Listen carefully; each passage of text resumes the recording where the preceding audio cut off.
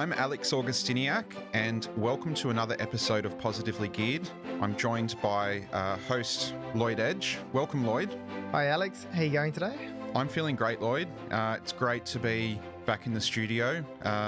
We've got a lot to talk about today. It's a really exciting podcast today, in fact, because we're here to discuss the launch of your new book, Buy Now. We'll get straight into it, Lloyd. Tell me about what motivated you to write another book so soon after the great success of Positively Geared? Well, very interesting, Alex, because once I'd done Positively Geared, I actually thought I wasn't going to write another book for maybe 5 years. I actually did think that I probably would write another book in the future. I've been very fortunate, and thanks to all the people that had bought Positively Geared, but it was the number one selling property book in Australia for 2020 and 2021, and still is. So the publisher, Wiley, actually approached me and asked me to write another book. And this was actually at the start of 2021. And that sort of took me back at the time, and I thought, I don't know whether I can do that right now. Pretty busy and everything like that. And then, we're about to have another baby. My wife, Renee, was basically saying, whatever you do not write another book now. We've got a toddler, we're about to have another baby, you're running your business, all that kind of stuff. So I decided, well, you don't get these sort of opportunities every day. I agreed to write the book against all the good advice I was being given at home, because I felt that there was a lot of things that I could probably still offer that I probably didn't cover necessarily in Positively Geared. And there's probably a lot of people out there that could do with a bit of information that wasn't necessarily covered in Positively Geared. And I think, Lloyd, we were just chatting briefly before we got started, before we hit the go button, and there's so much to talk about in 2022. Since Positively Geared was launched and great success, fast forward to today, there's so much to talk about, isn't there? Oh, absolutely. The markets are absolutely crazy. What we call them is the pandemic markets, really. But the markets through late 2020 through 2021 and then the shift that we've seen into 2022 has been quite crazy. And there's definitely been a shift that also means that there's probably other things that you need to look at in terms of evaluating your budget, how you set your strategy and the type of properties that you need to buy and everything like that as well, which also means that, adding some further content through another book can assist further people as well. So, Lloyd, tell me about, and all our listeners today, who is Buy Now for and who's it not for? Well, Buy Now is really for everybody. I came to the realization that everybody needs a roof over their head. And, most people are really looking to buy a home.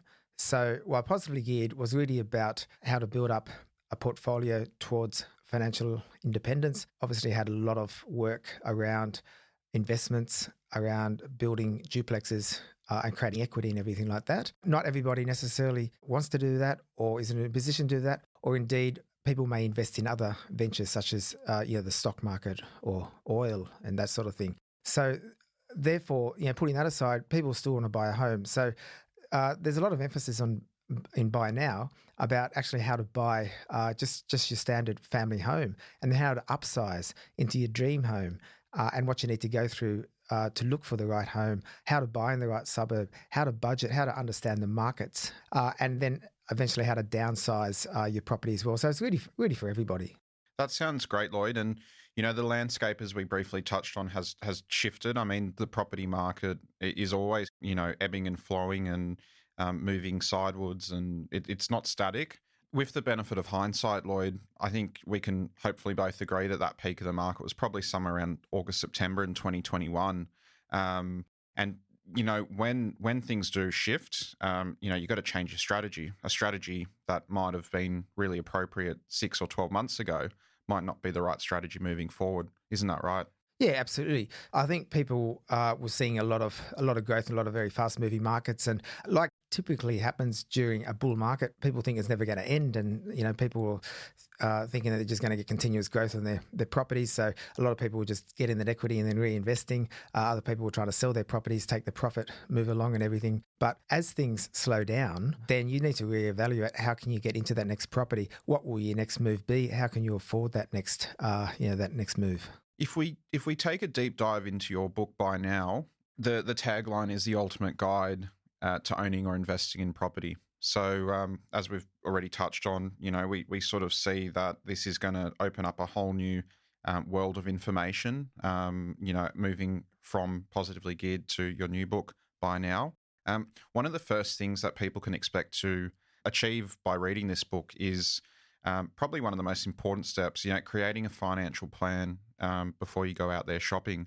Why is that so important? Yeah, so it's really important to have that financial plan. Firstly, you need to understand your budget and what sort of property you can actually afford, because you might want to live in this fantastic suburb, but you might have champagne taste but only a milk budget. So you need to understand what you can afford and understand where you can buy and everything like that.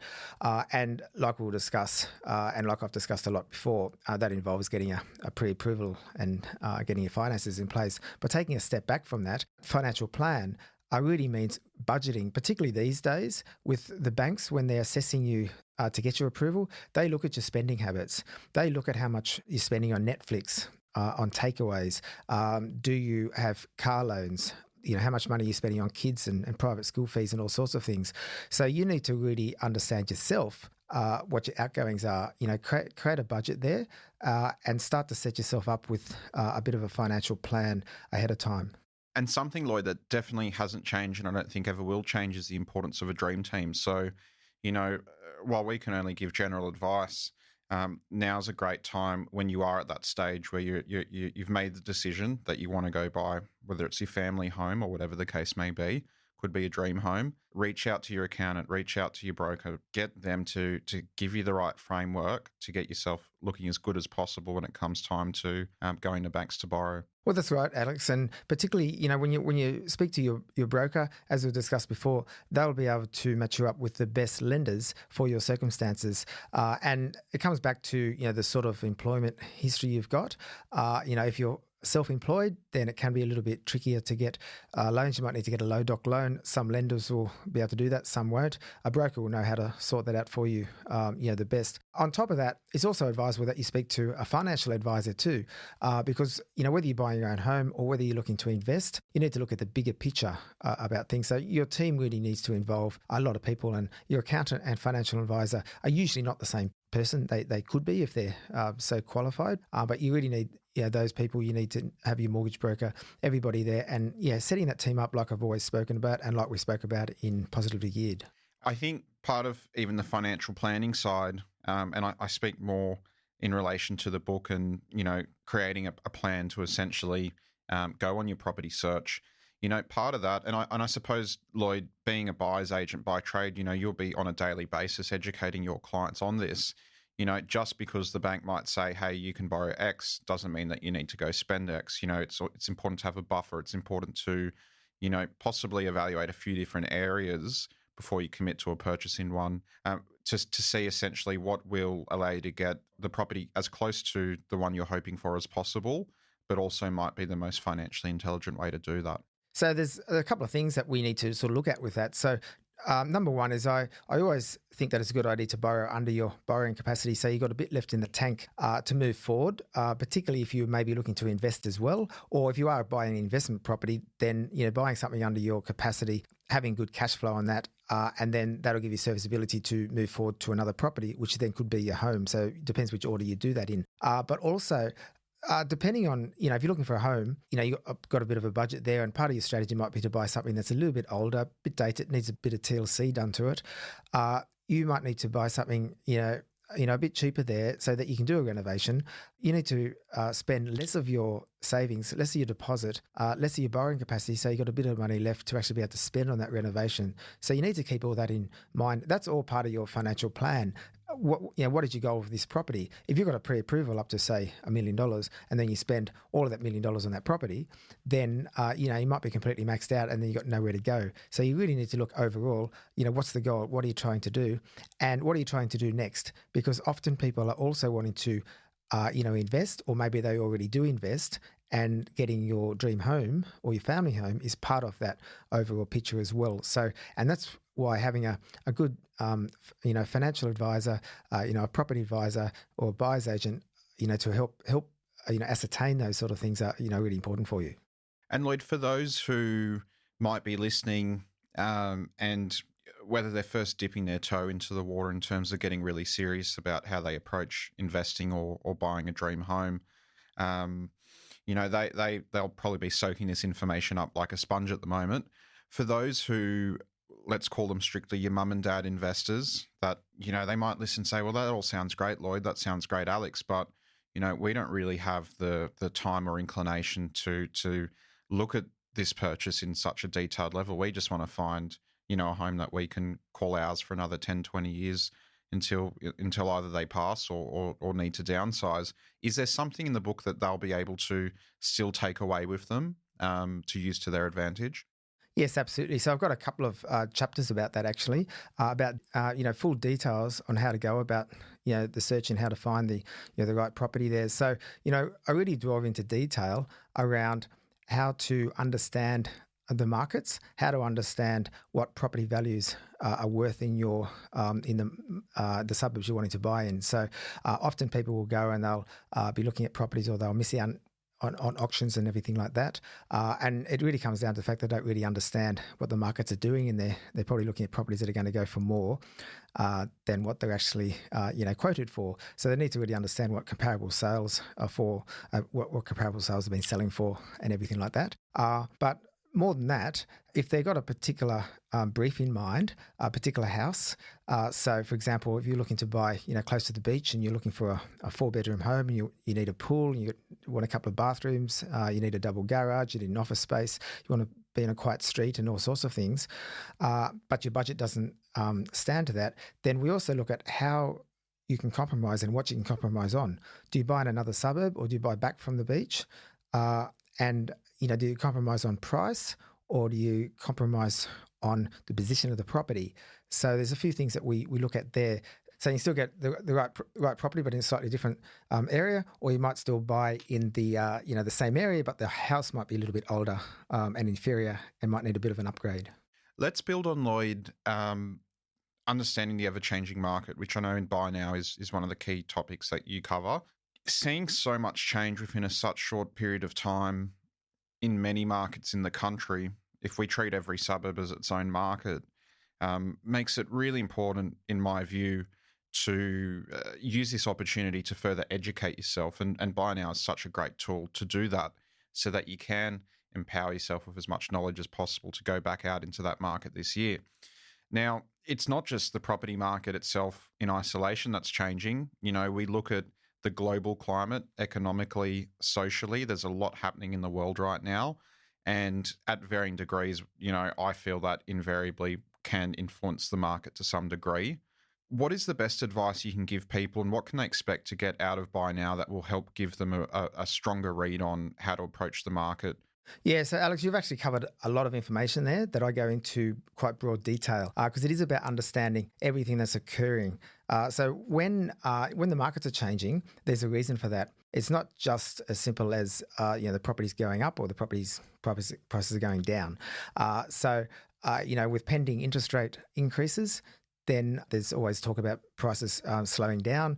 Then we talk about why that's occurring. But then there's what's happening overseas. That can have a bit of an impact. Although it doesn't have a direct impact, it has an impact where people feel that it's going to have a bit of an impact. So people get a little bit more scared to do stuff, so they hold back a bit and things like that. So we talk about those sort of factors. Then there's government changes. There's pandemic issues and things like that have occurred, and a lot of things have occurred over the last couple of years. So I go into quite in-depth issues in the book, so people can sort of understand what causes markets to change and why they change so quickly, and also so you can understand how you can still buy in the current market. So whenever you're trying to buy, you can still buy. You need to understand what the markets are doing so that you're not getting priced out. And that's something that I really love about this new book. It's not necessarily a guide book, if you like, that works in one market. It's something that you can apply to every market. And the beauty of that is, as we've acknowledged, with markets constantly changing, it's important to have a Bible, for lack of a better term, that you can refer to help sort of navigate through those changing waters as they happen.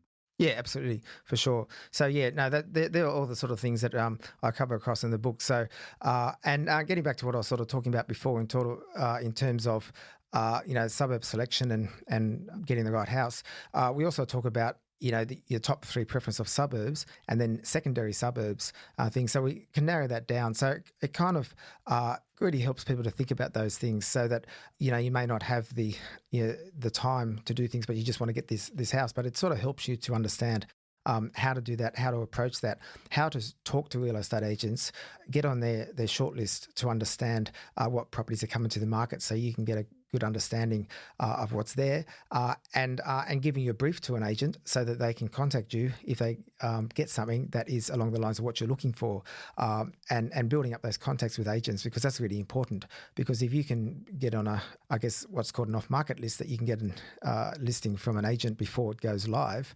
out to the realestate.com or domain, then you can be a little bit ahead of most of the market as well. Absolutely. And I think one of the questions that we're going to be continually asked nonstop until it happens is, what's happening with interest rates, what's happening with the RBA, what's going to happen to the cash rate. I mean, at the moment, I think it's fair to say everything's purely speculation. None of us have a crystal ball to know when. I think the if is probably a bit more of a solid grounds in terms of if it happens. Yes, I think it will, but none of us can predict when. So what we're discussing now could remain for some time, it'll be good to look back in hindsight and see how it all played out. But people obviously at any given time are trying to make a decision on when to buy their dream home or when to buy that investment property. How important is it to not get too caught up in trying to time the market? Because there's so many things that can change. Just because the RBA increases the cash rate doesn't always necessitate that we're going to see a huge market crash. There's so many different ways both state and federal government can control the flow of money in the property space. What advice would you give to people listening today that they've intended to pick up the book by now, and they're really excited to go out there and finally put into action whatever they're planning to do, but are still somewhat cautious of what this year or next might bring in the interest rate space? Yeah, so that's all really, really good points, Alex. And I think the main thing that I'd like to say to people is it's not a matter of if you should buy, it's a matter of where you should buy in the current markets. And that's why I've kind of, titled the book Buy Now, because it's kind of encouraging people to say it's okay to buy now. You can buy now. And that's relevant to whether you're buying now or in 6 months' time or 6 years ago or in 20 years. With interest rates being the lowest they've ever been, they're going to increase. There's, as you said, a lot of speculation, and that's really coming from the banks at the moment. Banks are generally increasing their rates at the moment anyway, ahead of the RBA, and the banks are sort of speculating when they're going to be increasing, or when the RBA is going to be increasing the rates. RBA has sort of indicated it's going to be a bit later than that. Sooner or later that will occur, but that's also a sign of a stronger economy as well. So I don't have a problem with interest rates increasing. I think that people just need to make sure that when you're getting mortgages, that you're not over your head and everything, and you can understand those repayments. The other thing also is that banks do generally assess you at 3% above the interest rate the bank's offering you anyway. So so they do assess whether interest rates are going to increase that much anyway. Absolutely. I mean, that's a big reason why, when we did see some changes with APRA sort of towards the tail end of last year, borrowing capacity for some did pull back that little bit. And I think the other thing too is, Lloyd, for some people that, they've decided that they are comfortable to be a bit more highly leveraged with their investment strategy. They might not necessarily be on the most competitive interest rates in the market as it is. So it might not be a real difference for them. Yeah, absolutely. And I think people do need to be a little bit careful about whether they fix. I mean, I had a conversation just recently with someone who's been offered a fixed rate for 5 years. And I think that's a long time to be fixing rates, thinking that the interest rate's going to keep increasing, because one thing that I think is really important for people to at least consider is you can't beat banks at their own game. So if banks are offering you what appears to be a reasonable interest rate for 5 years, then I think they're probably looking a little bit more ahead, and they've got a little bit more knowledge than what you might have as well. So just be aware of those sort of things. Absolutely. Lloyd, we're going to move along now to one of the key points in your new book, Buy Now, which is finding the dream home. Now, in Positively Geared, you've almost given a blueprint on how to build to get towards that dream home. And what we love about the term dream home is that it doesn't possess one meaning across the board. Each individual person's going to have their own definition of a dream home. How will Buy Now help people get there? Yeah, so one of the things about Buy Now is that we actually don't just talk about that dream home. So like you mentioned in Positively Geared, it was about, how you can get to that dream home and use that portfolio to get there. But in Buy Now, it's really about how to find that dream home and what that dream home might mean to you. So we actually go into detail about, where do you want to live? What suburb do you want to live in? We talk about the budgeting for that, setting a financial plan around that, and then go into detail so that you can look at, okay, what sort of family? You got a growing family. What do you actually need? Do you want to live near the park, near the beach? What does a dream home mean to you? How many bedrooms do you want? How many parking? Do you need an office space at home? Because a lot of people are working from home these days. Do you need a pool? Do you need to be close to schools? Do you need to be close to transport and all those sort of things? And then look at how to locate those sort of properties and how to understand the budgeting for that, given the fact that some properties in certain locations near some of those amenities will actually sell for more than others. So we really go into detail around that. But apart from that, I get a lot of people that come to me who, have the goal of buying a dream home, but they're not in a position to do so at the moment. So they might be able to afford to buy an apartment or a pretty modest home to start with.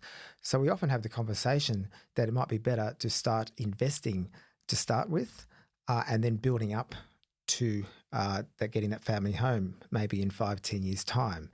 So we actually start with some investment properties and using your serviceability more wisely, because if you're investing and you've got rent coming in and then the banks will assess you for your further lending, that's often a much better outcome than maxing yourself out on a smaller property that then you may not be able to afford to move forward beyond that. And I think, that the title Buy Now, it's so obvious. I mean, buying now, obviously the end game for everyone is to arrive at a dream home, we imagine. Buying now, as you've just said, Lloyd, could be what properties do we need to buy to get us to that dream home, and which properties and in which areas strategically are going to get us there as soon as possible. Yeah, absolutely right, Alex. And I think one of the key differences in Buy Now is that we actually set a plan there. We have a strategy document where we look at your goals to get this home, how you're going to get there, and we look at what properties you need to get there, as you've mentioned. Do we need a growth property? Do we need cash flow? Do we need to do a development? Do we need to create equity in some form or do a subdivision? How are you going to get to your second property or your third property? Now, that often means having maybe positive cash flow on the first property to be able to move forward. But if you've used all your deposit on your first property, how do you buy the second property? So we might need to create equity on that first property to move forward, subject to the serviceability you got from your banks. Again, needing to have that dream team around you so that we're always working closely with your broker and things as well. So one of the things I do these days is we sit down with our clients and we look at having that plan put together. So it's not just about buying a property, but it's about actually putting things in a plan and always referring back to that strategy document.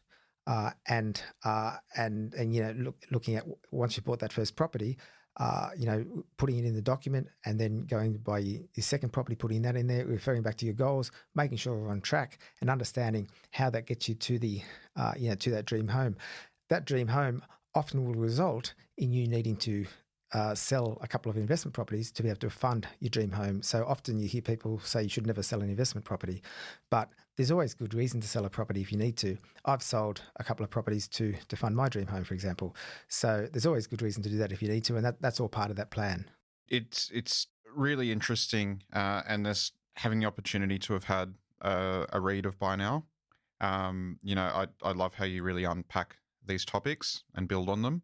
Lloyd, part of buying a dream home strategically is, I suppose, you're investing to one degree or another. And, I think fundamentally, if we look at the real core principles of economics and how an economy functions, everything's essentially a trade, right? We're exchanging cash or something of value. I mean, in modern days, it's the dollar for an item. There's an exchange of money for a good.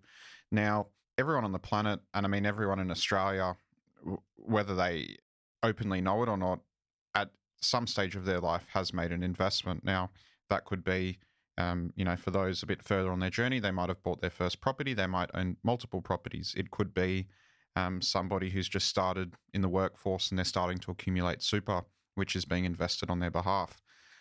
Everyone is actually an investor to some degree. Now, we talk about what makes a successful investor, and I know by now that's another topic that you build on. What does successful mean for you in the investment space, and what should it mean for every individual listening? Yeah, so success for me always means having it help you achieve the lifestyle goals you want. So it's not about how much money you have. Wealth is about what it does to your lifestyle. So being a successful investor, might mean having a couple of properties that will give you some security. So you're not so worried about where money's going to come from and things in the future. It doesn't necessarily mean you need to be a millionaire. You often hear people talking about having 20, 30, 50, 100 properties. But what does that actually mean? It's really more about the value of the properties and what they can actually do for you. And I often say there's no point having 100 properties that you might buy for $10,000 each in some outback location that then don't get any growth. So you're better off having one really good property. So success means, okay, what are the goals and how can that help me get there? So if my goal is to buy a dream home, and I need to maybe get 4 or 5 investment properties to help me get there, then that would be a success if I can get there. Or if I want to be able to put kids through school, and private school fees are fairly expensive, having a couple of properties to help fund that would be success. Or leaving a legacy, for your kids and things like that. So that's about being a successful investor. But it all comes back to strategy, which is something that I've always talked about. So it's not just about going out and buying a property. It's always understanding what you're trying to achieve, what the actual goal is. So understanding in the first place, what does success mean to you? Set that strategy. And then always when you're buying that first property, understand how that's going to help you get into the second property. Even if you're buying a home as your first investment, because I always call even a home is still an investment because it's property and it's going to be worth some money to you in the future, even when you sell. You want to be looking at your next step. We talk about strategy, and Lloyd, you kept mentioning something which hopefully our listeners picked up on. We talk about getting there. So what's getting there? It's getting to your final destination or outcome, whatever the strategy essentially was trying to achieve. And, I think part of success in investing in the property space or any space is it's sticking to that strategy. So, you hear stories all the time, particularly we'll use the money markets as an example because it's a bit more liquid than property. But, I'm sure you see this in property too. Of clients that you're dealing with, they implement a strategy.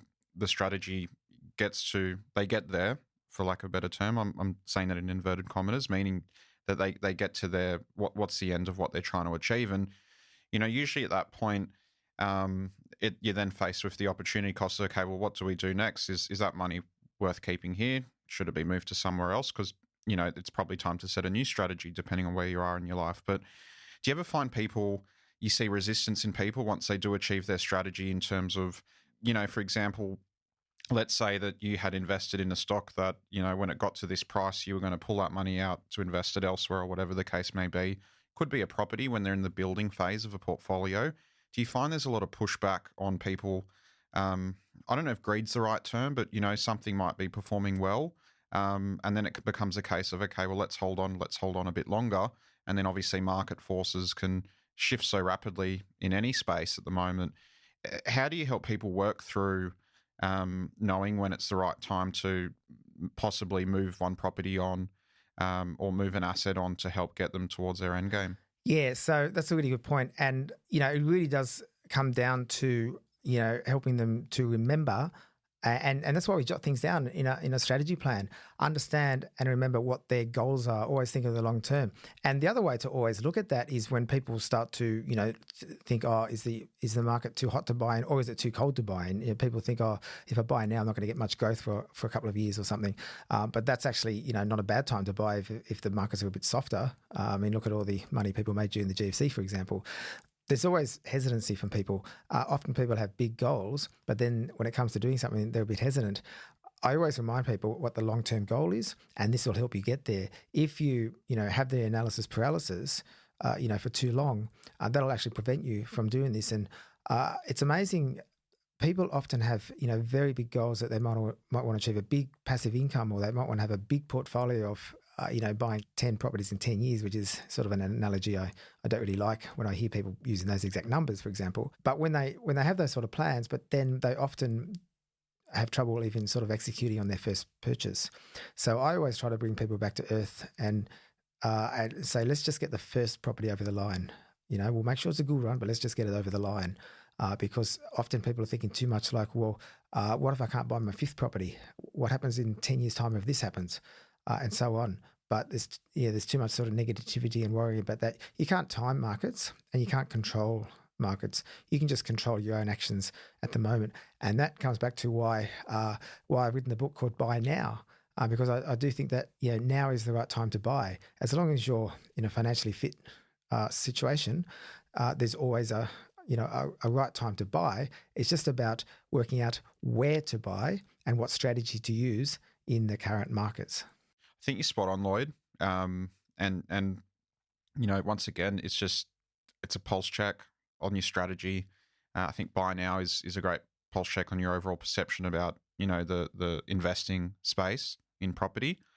It's a good segue into one of the last topics which we're going to cover in today's podcast, which is if success is defined by a strategy which reaches an end game or an end goal, obviously part of that is we need time.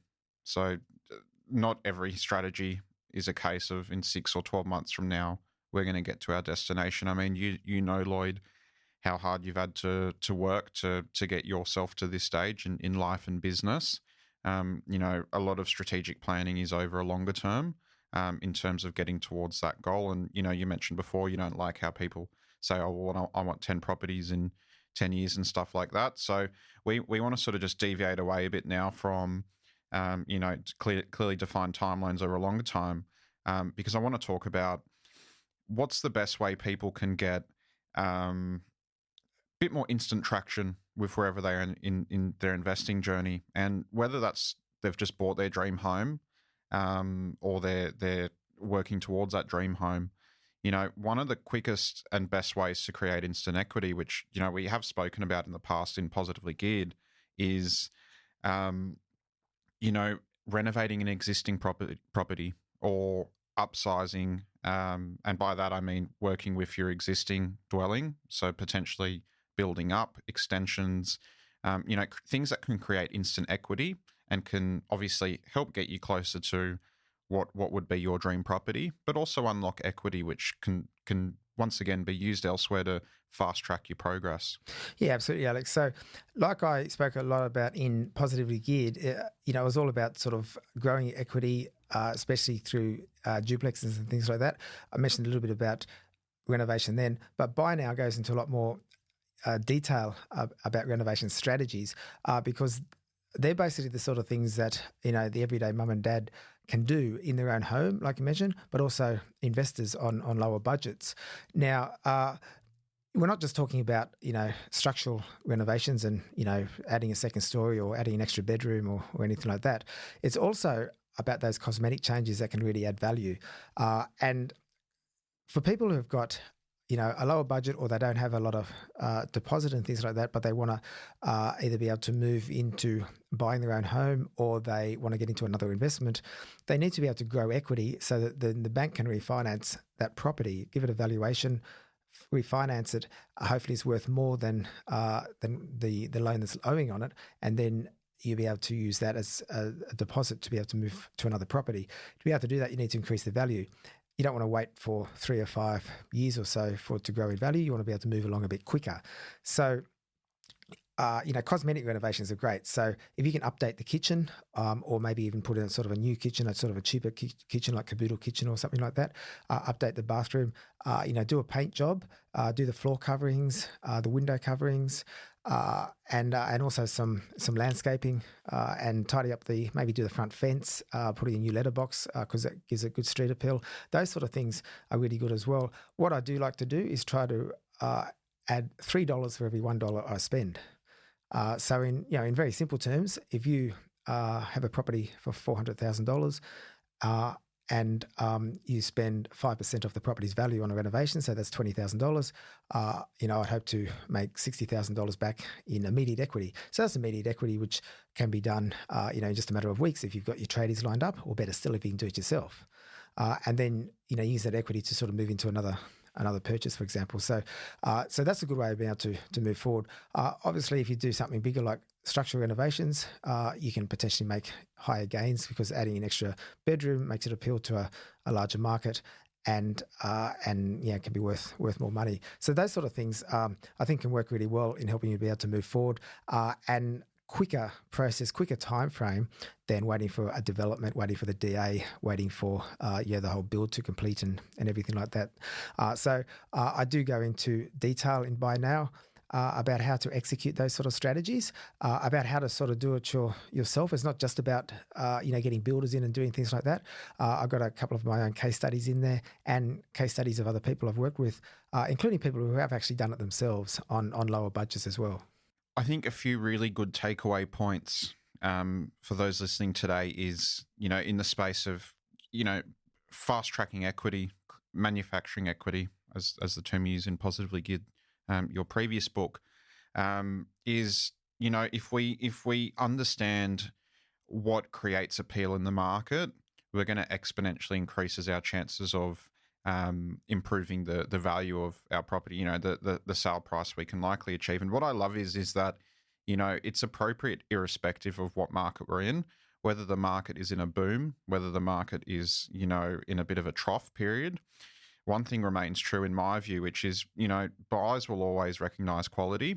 And for those who are renovating, whether it's with the intent to sell up, to help get you towards your dream home, or just know that you've done everything you can so that when the time is right to make a move, that you've given yourself your best shot at really maximizing your return.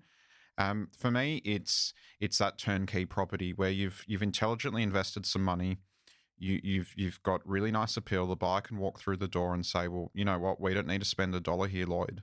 That's going to fare much better than potentially the property that needs, $100,000 thrown at it, and there's tiles off the floor that are broken and the lights flickering, and you're just never going to give yourself the opportunity to maximize the potential equity the property can generate, or by contrast, if you are not necessarily looking at just unlocking equity in your home, but you are looking to move that property on to get into your next property, it's really important that you do as much as you can to enhance that appeal in the market.